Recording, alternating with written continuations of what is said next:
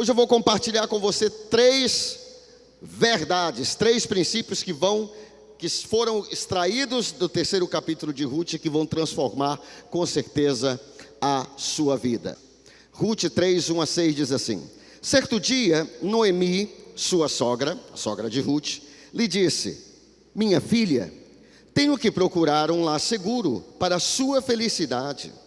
Boaz, aquele com cujas servas você esteve, é nosso parente próximo. Esta noite ele estará limpando cevada na eira. Lave-se, perfume-se, vista sua melhor roupa e desça para a eira. Mas não deixe que ele perceba você até que tenha comido e bebido. Quando ele for dormir, note bem o lugar em que ele se deitar. Então vá, descubra os pés dele e deite-se. Ele lhe dirá o que fazer. Respondeu Ruth: farei tudo o que você está me dizendo. Então Ruth desceu para a eira e fez tudo o que a sua sogra lhe tinha recomendado. Primeira chave do 3º capítulo de Ruth, dessa história: os conselhos que você segue determinam o futuro que você cria. Vou repetir: os conselhos que você segue determinam o futuro que você cria. Conselhos são coisas importantes. Alguém já disse que se conselho fosse bom, não se dava, não se dava conselhos, não se davam conselhos, mas se venderiam conselhos. Mas isso é a pior idiotice que eu já ouvi alguém falando. Conselhos controlam o nosso futuro. Quem é a pessoa que te inspira? Quem são os seus heróis? Quem são as inspirações na sua vida? Quem são os seus mentores? Qual é a pessoa que está falando no seu casamento? Não do seu casamento, mas quais são as pessoas que estão falando no seu casamento? Quais são as pessoas com as quais você se aconselha para tomar decisões financeiras? Quais são as pessoas com as quais você se aconselha quando você tem um problema no seu casamento, por exemplo? Quem são essas pessoas? Os conselhos que você segue determinam o futuro que você cria. Eu acho que foi Miguel de Cervantes, um espanhol, que pelo menos é atribuída a ele, eu acho que essa frase é dele, que disse: diga-me com quem tu andas, e eu te direi quem tu és. Eu também poderia criar uma frase de impacto e dizer: diga-me quem são os teus conselheiros, e eu te direi até onde tu irás, quem tu te tornarás. Então olha só, queridos, conselho é coisa forte. Nós vamos ver aqui Ruth no capítulo 2, nós terminamos o capítulo 2 na semana passada. Ruth já estava pisando nas terras que vão pertencer a ela, mas ela não sabe disso. Ela conversa com um homem que vai ser o marido dela, que vai transformar a vida dela, porém ela ainda não sabe disso, porque a Bíblia diz que nem olhos viram, nem ouvidos jamais ouviram, nem jamais penetrou em coração humano aquilo que Deus preparou para aqueles que o amam.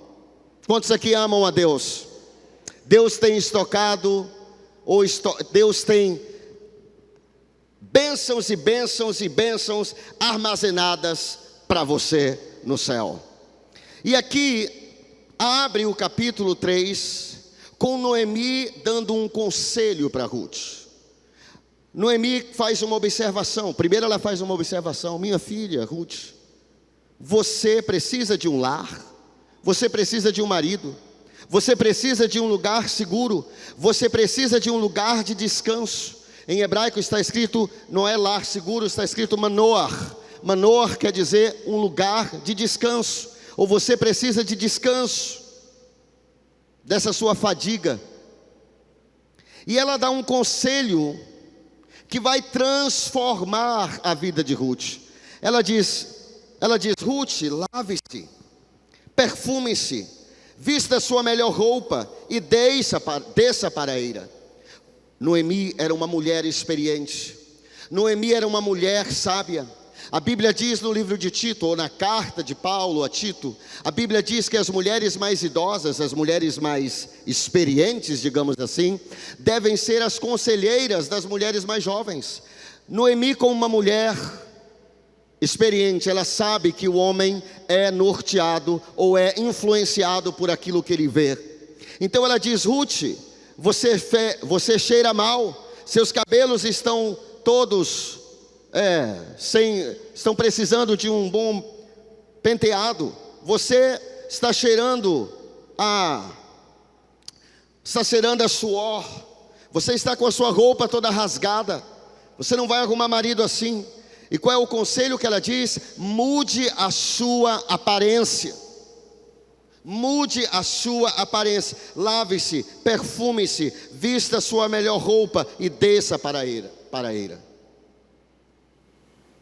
E Ruth vai fazer, e a Bíblia diz que Ruth, ela dá outras instruções a Ruth, e termina assim o texto que nós lemos: respondeu Ruth: farei tudo o que você está me dizendo. Então Ruth desceu para a eira e fez tudo que a sua sogra tinha recomendado. E nós vamos terminar esse capítulo aqui hoje, e nós vamos ver que realmente Boaz vai dizer: eu vou me casar com você. Eu vou me casar com você, Ruth. Deu tudo certo. Por quê? Porque os conselhos que você segue determinam o futuro que você cria. De novo eu pergunto a você, quem são os seus conselheiros? Quem são suas inspirações? Qual é a pessoa com quem você toma conselhos quando você tem um problema no seu casamento? Quando você tem um problema na sua vida espiritual? Quando você tem um problema na sua vida emocional? Quem são as pessoas falando na sua vida? Na minha vida? Quem são meus mentores? Quem são meus tutores? Quem são meus guias? Quem são meus mestres? Quem são os teus professores? Teus mentores? Essas pessoas estão tendo uma influência tremenda na sua vida. Jim Rohn foi o pai do desenvolvimento pessoal. Ele é um norte-americano, ele já faleceu, e ele foi muito conhecido, um homem da Bíblia, cristão. A Bíblia era o livro de cabeceira dele. Ele disse o seguinte, a famosa frase de desenvolvimento pessoal: você é a média das 5 pessoas mais próximas a você. Você é a média das 5 pessoas mais próximas a você. Diga isso para essa linda pessoa que está ao seu lado. Diga assim: você é a média das 5 pessoas mais próximas a você.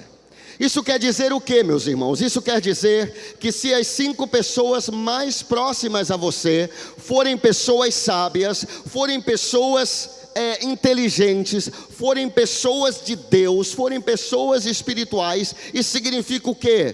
Que você é a média das 5 pessoas mais próximas a você, que você vai se tornar sábio. A minha pergunta para você é: se as 5 pessoas mais próximas a você forem idiotas, quem você será? Não responda, só pense. Se as 5 pessoas mais próximas a você, se as pessoas que estão falando na sua vida financeira forem endividadas, forem enroladas, quem será você? Esse é o poder de um conselho. Os conselhos que você segue determinam o futuro que você cria. A Bíblia fala que o filho de Salomão, Roboão, filho de Salomão, o homem mais sábio do mundo, Salomão morreu, Roboão sentou-se no trono do seu pai. Então Jeroboão, não era parente de Roboão, Jeroboão era um líder das 10 tribos do norte de Israel. Ele foi ter com Roboão e disse o seguinte, vou parafrasear, ele disse o seguinte: o seu pai, Jeroboão, disse para Roboão, filho de Salomão, o seu pai, Salomão, colocou muito peso, tornou nossa vida muito difícil, colocando altíssimos impostos sobre nós. Ele nos tratou muito mal. Se você, Roboão, Jeroboão estava com o povo ali, com as 10 tribos do norte, representantes das 10 tribos do norte. Ele disse: se você baixar os impostos, se você reduzir os impostos, melhor dizendo, se você nos tratar melhor, com mais dignidade, nós vamos servi-lo para o resto da vida. Roboão disse, a resposta de Roboão: voltem daqui a alguns dias. Se eu não me engano, foram 3 dias. Foram 3 dias. E aí Roboão foi se aconselhar com os sábios. Esses sábios que tinham vivido com o seu pai, que tinham escutado a sabedoria de Salomão por anos, os mais velhos, os mais idosos. E o que eles disseram para Roboão? Os mais sábios disseram para Roboão, os mais idosos, os mais experientes disseram: Roboão, realmente o seu pai, Salomão, tratou esse povo duramente. Mas se você, Roboão, ouvir esse povo, se você for um líder mais maleável, se você reduzir os impostos, esse povo vai te servir. Sabe o que Roboão fez? Ele não gostou desse conselho. Às vezes você recebe um conselho de alguém mais experiente, mas você não quer um conselho, você quer apenas alguém que concorde com você. Você precisa tomar muito cuidado, nós precisamos tomar muito cuidado com isso. E então Roboão procurou os mais jovens que tinham crescido com ele. Talvez as pessoas que tinham jogado futebol com ele, talvez tivessem jogado vôlei com o Roboão. E sabe o que esses jovens falaram para ele? Ou o conselho errado, disseram assim para ele: rapaz, vou parafrasear de novo, você precisa ser um líder forte, rapaz. Roboão, você não pode ser um líder fraco, você tem que ser forte. Você tem que dizer assim para esse povo, você tem que dizer assim: o meu dedinho é mais grosso do que a coxa do meu pai. E tem mais, se o meu pai chicoteou vocês com chicotes, eu vou chicotear vocês com escorpiões. E a Bíblia diz que o Roboão gostou desse conselho. Por alguma razão que eu desconheço, mas nós gostamos mais, o conselho errado parece que é mais atraente para nós. E assim, quando o povo voltou para pegar a resposta do rei, o rei falou exatamente as mesmas palavras. Ele seguiu o conselho dos mais jovens. Ele disse: o meu dedinho é mais grosso do que a coxa do meu pai. E se o meu pai castigou vocês com chicotes, eu vou chicotear vocês com escorpiões, rapaz. Sabe o que Jeroboão fez? Jeroboão disse: a partir de hoje nós não temos mais nada a ver com a casa de Davi. Nós vamos dividir o reino, que você fique com o reino e nós vamos ser independentes. E o reino de Israel rachou no meio. Mais do que no meio, né? Porque 10 tribos, eram 12 tribos, 10 tribos ficaram ao norte, e as 10 tribos do norte se tornaram independentes, outro reinado, foi dividido o reino. Porque alguém dividiu o seu reino, dividiu suas riquezas, perdeu riqueza, perdeu influência, porque ouviu o conselho errado. Você já perdeu dinheiro por seguir conselho errado? Não levante a sua mão. Mas deixe-me lhe dizer algo: uma pessoa quebrada não pode ajudá-lo a ser uma pessoa próspera. Sabe, você está com um problema no seu casamento. Vou dar alguns exemplos. Talvez você, irmã, esteja com algum problema no seu casamento. Em vez de você procurar as pastoras, em vez de você procurar uma mulher mais idosa, mais sábia, mais experiente, não somente idosa, mas mais experiente, às vezes você pode ser tentada a procurar suas amigas na faculdade, suas amigas no trabalho. E aí você pergunta para elas, olha o que diz a Bíblia aqui, vou já voltar nisso, mas olha o que diz a Bíblia em Salmo 1:1. Salmo 1, verso 1. Bem-aventurado ou feliz ou abençoado o homem ou a pessoa, esse homem é genérico, homem ou mulher. Bem-aventurado o ser humano, a pessoa, que não anda segundo o conselho dos ímpios. Sabe que há cristãos que às vezes seguem conselho dos ímpios. O que é um ímpio?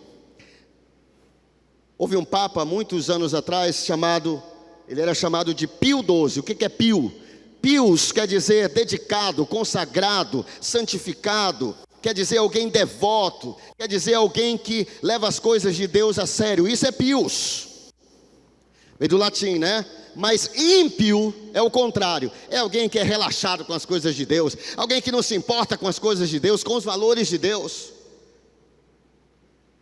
E às vezes, cristãos querem seguir o conselho dos ímpios.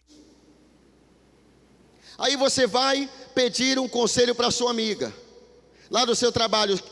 Essa pessoa já está com o 6º marido, ela já perdeu 5. Segue esse conselho e você vai destruir o seu casamento.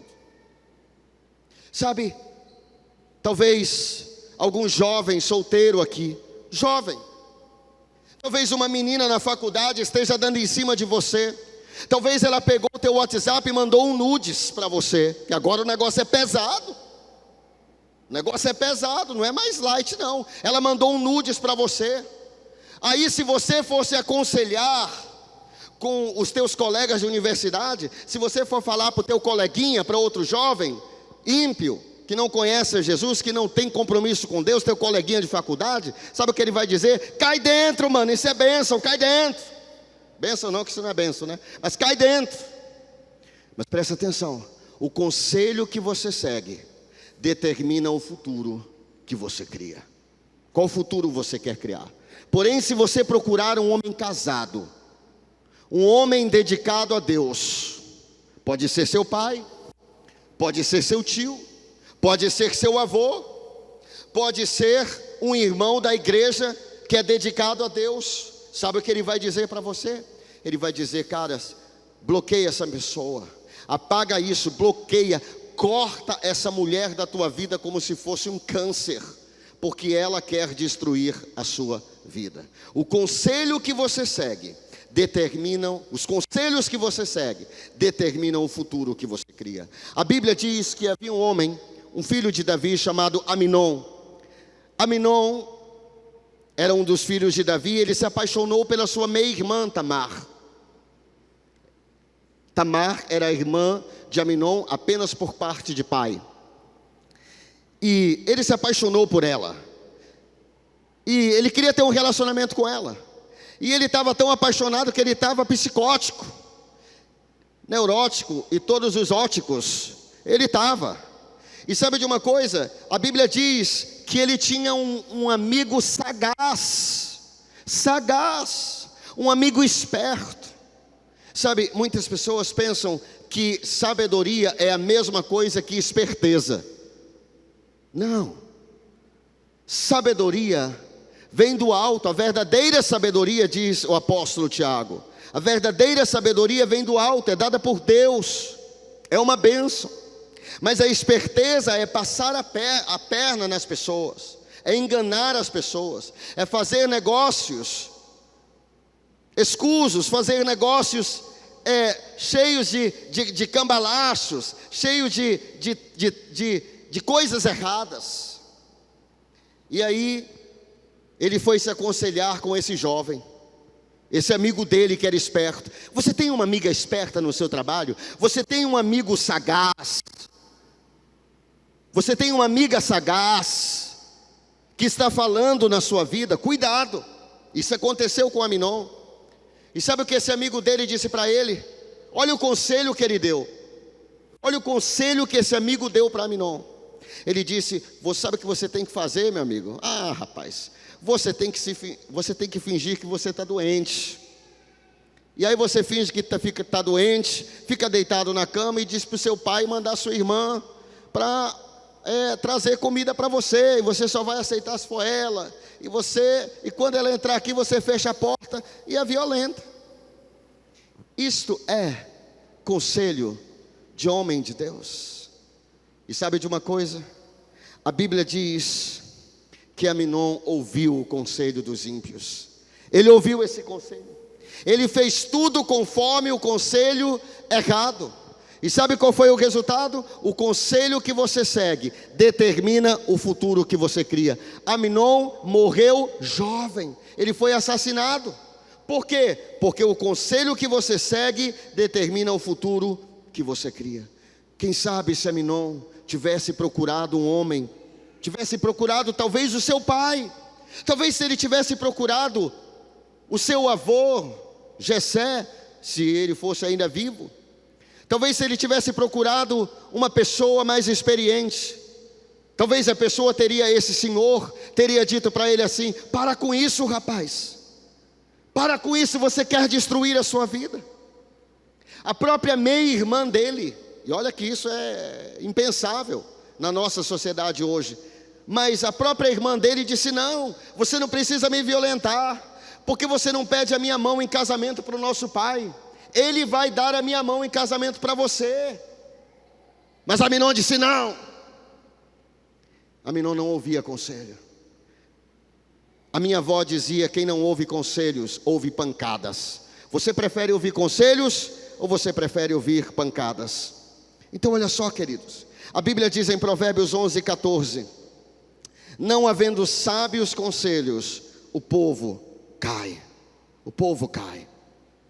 Sabe, queridos, levou menos de 24 horas para Jetro, sogro de Moisés, avaliando o que Moisés fazia, a sua agenda, descobrir que ele estava entrando em exaustão. Ele iria ficar totalmente exausto. Ele notou que em menos de 24 horas, ele notou que Moisés, ele ficava o dia todo, de 6 da manhã até o pôr do sol às 6 da tarde, julgando o povo, resolvendo problemas. E Jetro diz para ele assim, está registrado na Bíblia, ele diz assim: isso que você está fazendo, Moisés, não é bom. Tanto você como o povo vão perecer. Não dá para você trabalhar assim. E aí existe uma brincadeira no meio da visão do MDA, né? Dos pastores da visão do MDA, que foi o Jetro que criou o princípio da visão do MDA. Eu achei isso interessante. Porque ele disse: olha, o conselho de Jetro foi o seguinte, Jetro, sogro de Moisés: levanta líderes de 10, líderes de 50, líderes de 100 e líderes de 1000, para ajudar, para que eles possam ajudar a governar o povo, a gerenciar o povo, a resolver os problemas. E aí o líder de 10 é um líder de célula, né? Um líder de 50 é um supervisor de setor, um líder de 100 é mais ou menos o número de pessoas que um supervisor de área lidera, e 1000 é mais ou menos o número que um pastor de distrito ou de região lidera, né? Então olha só, Jetro deu esse conselho para Moisés. Moisés seguiu esse conselho e isso transformou a vida de Moisés. Pergunto de novo para você: quem são teus mentores? Quem são teus instrutores? Quem são as pessoas que estão falando no seu casamento? Quem são as pessoas com as quais você se aconselha quando você tem um problema espiritual, um problema emocional, um problema financeiro? Quem são os seus mentores? Muitas vezes esses mentores, eles não estão disponíveis. Se eu quiser conversar sobre o que é unção com Benny Hinn, eu não posso marcar um café da manhã lá na mesa em frente da minha casa lá, e a gente tomar um café da manhã comendo tapioquinha. Isso não é possível. Se eu quiser ler, se eu quiser chamar Joel Osteen, um pastor de uma das maiores igrejas do mundo, se eu quiser conversar com ele sobre liderança, eu não posso marcar um almoço. Sabe por quê? Porque ele não está disponível assim. Mas aí eu posso comprar os livros dessa pessoa. Quando você pode ter muitos mentores através de livros. Mentor é uma coisa, discipulador é outro. Discipulador é espiritual, ele vai cuidar da sua vida. Mas o mentor, nem sempre o seu discipulador, ele vai poder suprir todas as necessidades da sua vida. Por exemplo, eu não entendo de todas as coisas, por isso que nós temos especialistas, por isso que nós temos conferências, por isso que eu faço sugestões de livros. Jesus disse, em João 6, ele disse: as palavras que eu vos tenho falado são espírito ou unção, espírito e vida. Há várias formas de você transmitir unção, de você transferir unção. Cada pessoa tem uma unção. O que é unção? Não é que uns são e outros não são. Unção, como dizia o pastor Leôncio, unção é uma capacidade sobrenatural, um talento sobrenatural para fazer certas coisas. Pode ser um talento, uma capacidade sobrenatural de liderar pessoas, uma capacidade sobrenatural, espiritual de você orar e as pessoas serem curadas. Pode ser a palavra de sabedoria, a palavra de conhecimento. Como é que você pega a unção? Como é que se transmite unção? Número 1, pela imposição de mãos. A Bíblia diz que Josué ficou cheio do espírito de sabedoria, porque Moisés havia imposto suas mãos sobre ele. Imposição de mãos. Número 1. Número 2, convivência. Você vai convivendo, andando com alguém que tem uma certa unção que você deseja, você acaba captando aquela unção. A Bíblia diz que os discípulos, quando eles se apresentaram diante do Sinédrio, que era mais ou menos como o Supremo Tribunal Federal, lá dos judeus naquela época, aqueles homens cultos, ficaram atônitos. Eles pensaram, mas como esses homens, sendo iletrados, isso quer dizer que eles não estudaram, eles não tiveram uma educação formal, como esses homens sabem se comunicar assim? E eles reconheceram que eles eram discípulos de Jesus. A unção se capta pela convivência. Número 3, a unção se capta através da palavra. Dag Mills, ele estava ouvindo, ele passou, na verdade, horas e horas e horas e horas ouvindo as mensagens do Kenneth Hagin. Ele disse que um dia, já era na época do toca-fitas, né?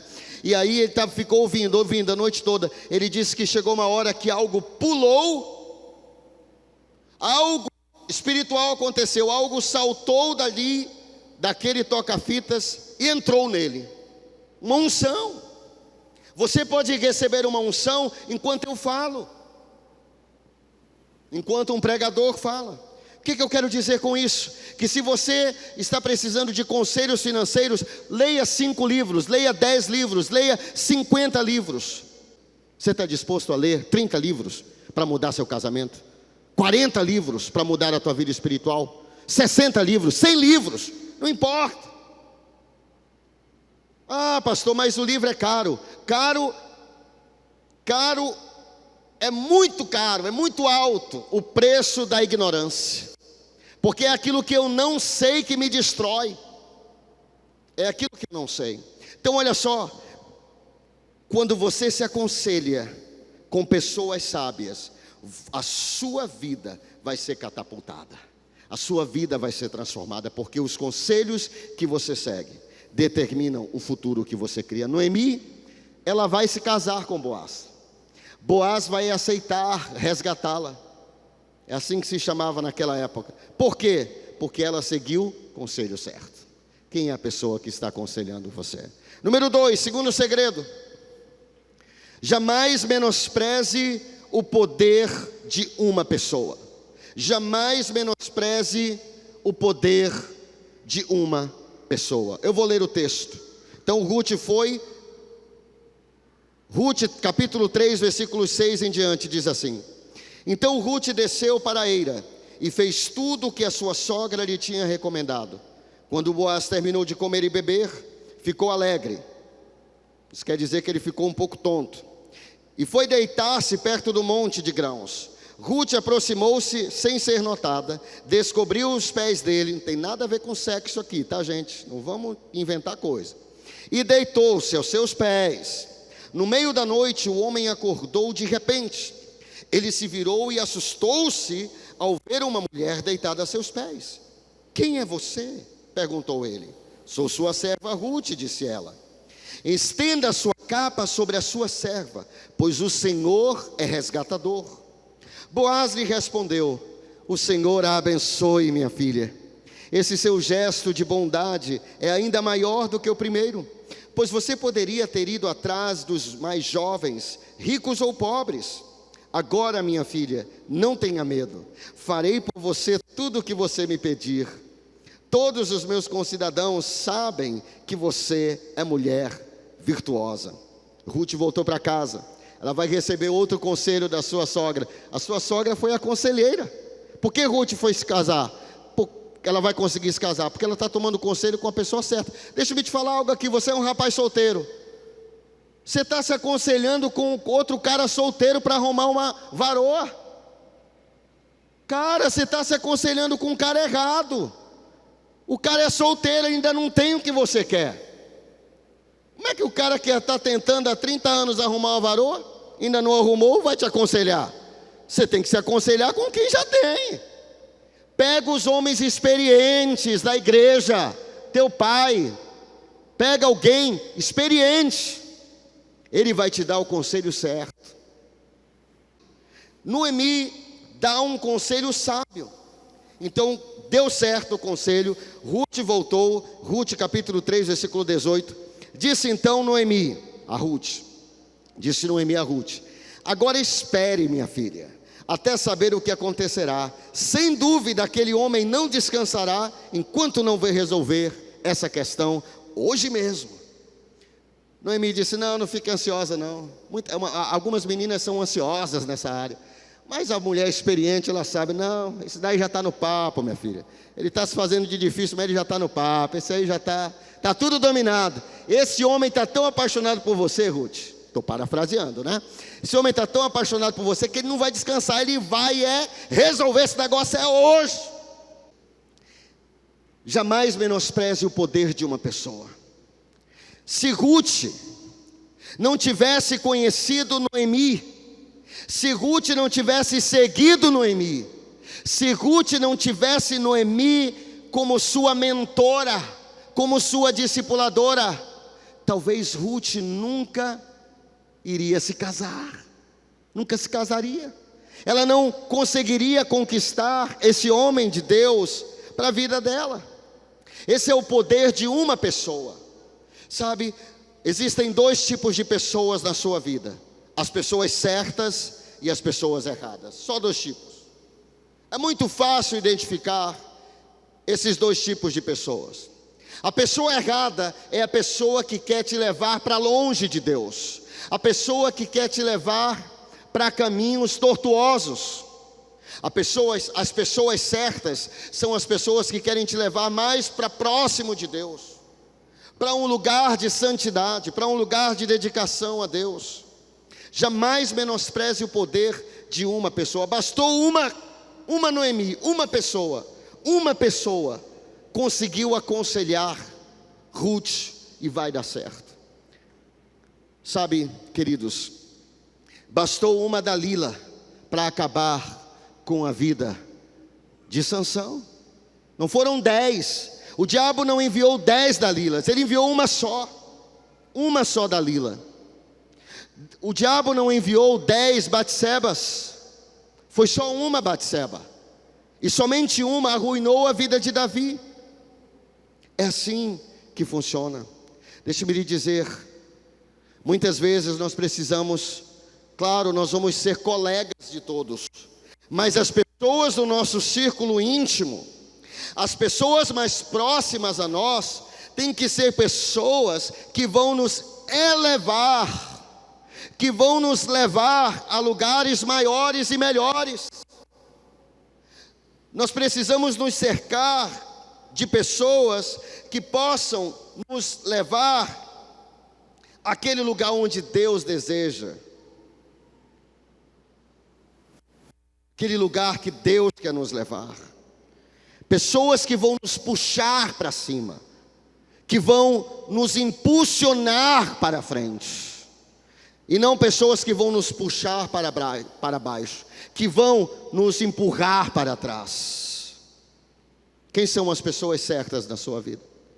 Qual é a pessoa que você precisa cortar do seu círculo íntimo?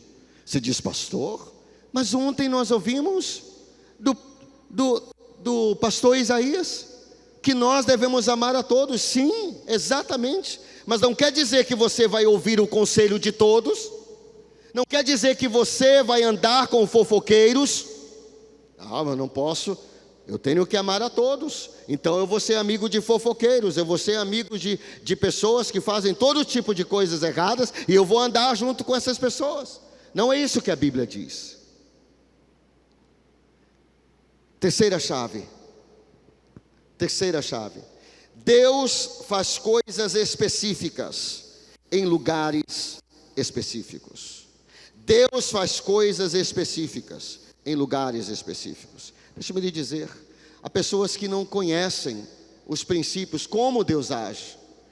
Há pessoas que dizem assim, não, mas para Deus falar comigo, Ele fala em qualquer lugar. Deus pode falar comigo no banheiro, Deus pode falar comigo em casa, eu posso estar deitado na cama. Não, mesmo Deus, Ele não é onipresente, Ele não está em todos os lugares. Olha, porque eu tenho que estar no culto para Deus falar comigo? Deixa-me lhe dizer algo, você está acreditando numa mentira. Deus usa lugares, ou Deus faz coisas específicas em lugares específicos. Vou provar. Como se Ruth tivesse permanecido em Moabe. Se Ruth tivesse permanecido em Moabe, provavelmente ela não teria encontrado com um homem da sua vida. Provavelmente. Deus chega para Abrão. Abrão não está. Abrão, o pai exaltado, Abrão, ele não está em Ur dos Caldeus. Não está. Quando Deus chama Abrão, ele não está em Ur dos Caldeus, ele está em Harã. Leia a Bíblia, vamos pegar as coisas corretas. Gênesis 12:1, Deus se aproxima de Abrão e diz assim: ora, disse o Senhor a Abrão, sai da tua terra, da tua parentela e da casa de teu pai, e vai para a terra que te mostrarei. De ti eu farei uma grande nação. Onde? Na terra que eu te mostrarei.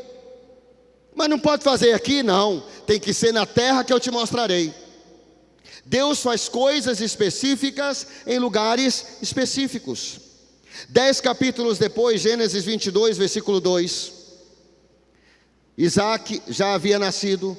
Deus fala para Abraão, de novo, acrescentou Deus, Gênesis 22, 2, Abraão, toma teu filho, teu único filho Isaac, a quem amas, e vai-te à terra de Moriá, ao monte Moriá, ofereça-o ali em holocausto, sobre um dos montes, que eu te mostrarei.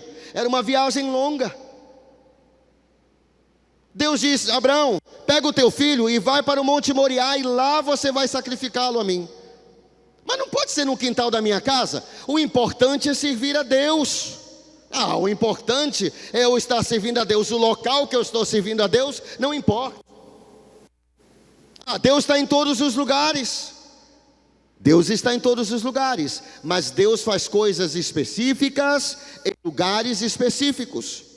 Abraão, você vai oferecer o seu filho como holocausto, mas não vai ser aqui, e nem vai ser no teu quintal. Tem que ser no monte Moriá, no monte que eu vou te mostrar. Sabe, no ano de 2448, ano mundi, 2448 depois da criação de Adão, de Gênesis 1, 2448, Deus vai dar a lei a Moisés. Foi nesse mesmo ano que Moisés liderou quase 2 ou 3 milhões de pessoas para fora da terra do Egito. E Deus vai dar a lei para Moisés. E Deus diz assim para Moisés: suba aqui no monte Sinai, e aqui em cima eu vou falar com você. Mas Deus, não pode ser aqui embaixo? Não, tem que ser aqui em cima, porque Deus faz coisas específicas em lugares específicos. Você já vai entender o que eu estou falando. Te aguarda aí, que você pensa que eu estou desvirtuando aqui, mas não, presta atenção que você vai chegar a uma conclusão. Eu conheço pessoas que já foram ao Monte Sinai. É um monte muito alto. Hoje há caminhos, trilhas. E na verdade ninguém sobe o Monte Sinai de dia, porque ninguém aguenta. Você precisa ter preparo físico para subir o Monte Sinai, senão você sofre. Mas Moisés subiu de dia, ele tinha 80 anos, e ele subiu lá. Mas Deus precisa, eu sair de casa, eu preciso tomar banho, sair de casa, ir para a igreja para o Senhor falar comigo. O Senhor não, pastor, eu fiquei em casa, Deus não vai falar comigo na minha casa. Deus faz coisas específicas em lugares específicos. Moisés, eu vou te dar as tábuas da lei, mas você tem que subir aqui, tem que ser aqui em cima. Não pode ser aqui embaixo, não pode, tem que ser aqui em cima. Abraão, você vai sacrificar o teu filho. Não pode ser no meu quintal, não pode, tem que ser lá no Monte Moriá. Deus faz coisas específicas em lugares específicos. Se Ruth tivesse permanecido em Moabe, ela teria morrido pobre. Provavelmente teria morrido pobre. Sabe de uma coisa? A Bíblia fala que depois que Jesus ressuscitou, os discípulos estavam trancados em uma casa por medo dos judeus. Jesus, ele não estava trancada a porta, Jesus não bateu na porta. Não. Sabe o que ele fez? Ele atravessou a parede. Ele atravessou a parede e disse: paz sejam convosco. Isso é uma saudação em hebraico. Paz seja convosco. E ali estava faltando um discípulo. O nome dele é Tomé. Tomé não estava no lugar da ação. Tomé não estava no lugar onde ele deveria estar. Tomé faltou a célula naquele dia. A célula estava reunida, mas ele não estava na célula. E aí Jesus aparece, passa pela parede, a porta estava trancada. Jesus diz: paz seja com vocês. E Jesus diz assim: recebam o Espírito Santo. Sopra sobre eles. Eles recebem o Espírito Santo. Eles não foram batizados no Espírito Santo. Isso vai acontecer 40 dias depois, ou 50 dias depois, mais ou menos. 50 dias depois da Páscoa. No dia de Pentecostes, 50 dias depois da Páscoa. Eles nasceram de novo naquele momento. Eles não foram batizados no Espírito Santo, eles nasceram de novo. Mas aí Tomé não estava no lugar da ação. Tomé não estava na célula, ele faltou aquela reunião. Ah, pastor, mas Deus está em todo lugar. Jesus não pode aparecer para Tomé em todo lugar? Pode, mas não vai. Sabe por que Jesus pode aparecer em todo lugar para Tomé, mas não vai? Porque não apareceu? Porque Deus faz coisas específicas em lugares e em momentos específicos. Então Tomé, ele chega atrasado. Sabe, há pessoas que gostam de chegar atrasado aos cultos. A pessoa não liga. A pessoa diz: eu cheguei atrasado. Tomé chegou atrasado e perdeu a revelação. Sabe o que ele disse? Ele disse assim, aí os discípulos todos empolgados. Quando Tomé chegou, finalmente encontrou com os discípulos estavam empolgados. Eles falavam assim: rapaz, nós vimos Jesus, ele não está morto não, ele está vivo, ele estava aqui conosco, ele comeu conosco peixe, comeu um avoado conosco, ele estava aqui. E Tomé disse: eu não acredito. Virou um incrédulo. Tomé disse: eu não acredito. Esse é papo furado de vocês, estou parafraseando. Eu só vou acreditar se eu colocar o meu dedo assim, onde estava o cravo, o prego, e se eu colocar minha mão do lado dele. Tomé não estava no lugar que ele deveria estar.